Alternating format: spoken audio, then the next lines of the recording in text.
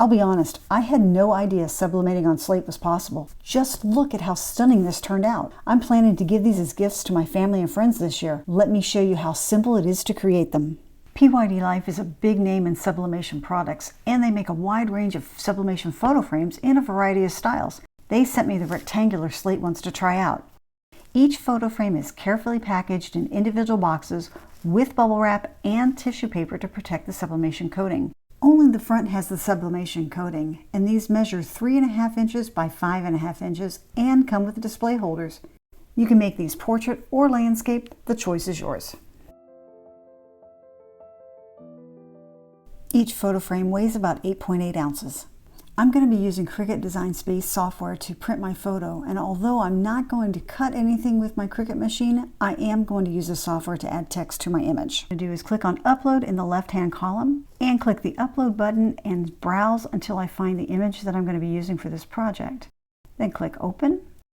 And from here, it's found the image that I'm going to use. It happens to be an image from a recent trip to Rome that we took, and then I'm going to click Continue in the bottom right. On the next screen, I don't have any background that I'm going to remove from this project, so I'm just going to click Apply and Continue on the bottom right. And then select Flat Graphic because this is really going to be a print and cut image, and click Continue, and then Upload.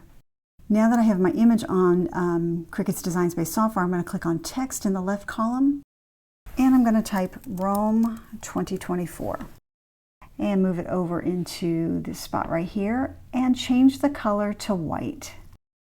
The next thing I'm going to do is select that text and go under Font, System Font, and select a font that I want to use for this project. And this one looks like it'll work okay. Click out of that. And here's my font that I'm going to use. And I'll size that down to whatever size I think works best and put it right in this spot here. And then from there, I'm going to click on Flatten in the bottom right-hand corner. And now I'm going to select everything.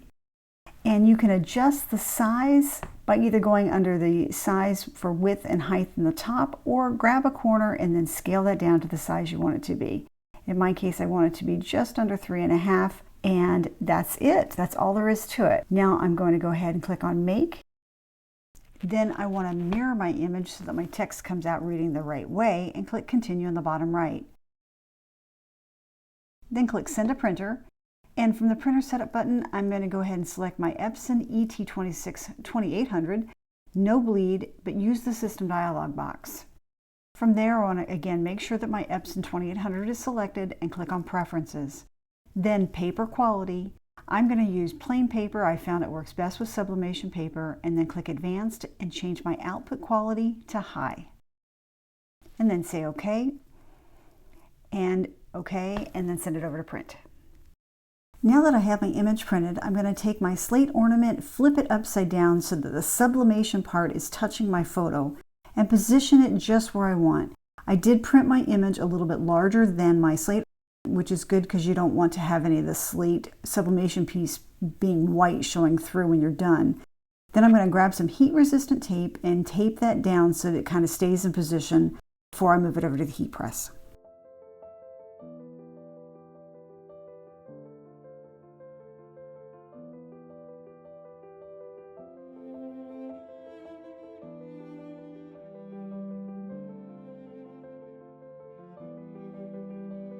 The instruction booklet that came with the Slate ornament say that the temperature should be 374 for 8 minutes. So I'm using my HTV Auto Heat Press 2, and I'm going to program it so that it's temperature 375. Then I'm going to make it for 480 seconds, and I'm going to increase my pressure up to 170 pounds. Once it's heated up, I'm going to take a piece of parchment paper, place that down on my mat, flip my ornament over so that the Slate part is against the mat and the sublimation paper is up top. Cover it with another piece of parchment paper, push it in, hit that auto button, and let it do its magic. Once it's done and the auto heat press lifts up, I'll pull that drawer out, and I've got heat resistant gloves on so that I can go ahead and remove the sublimation paper from the ornament and take a look and see the results. Those heat resistant gloves really help work a lot.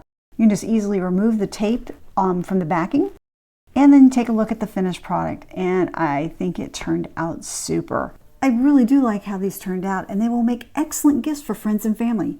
Pick some up using the links in the description below, and don't forget to click that subscribe button and notification bell. Thanks for watching and happy crafting!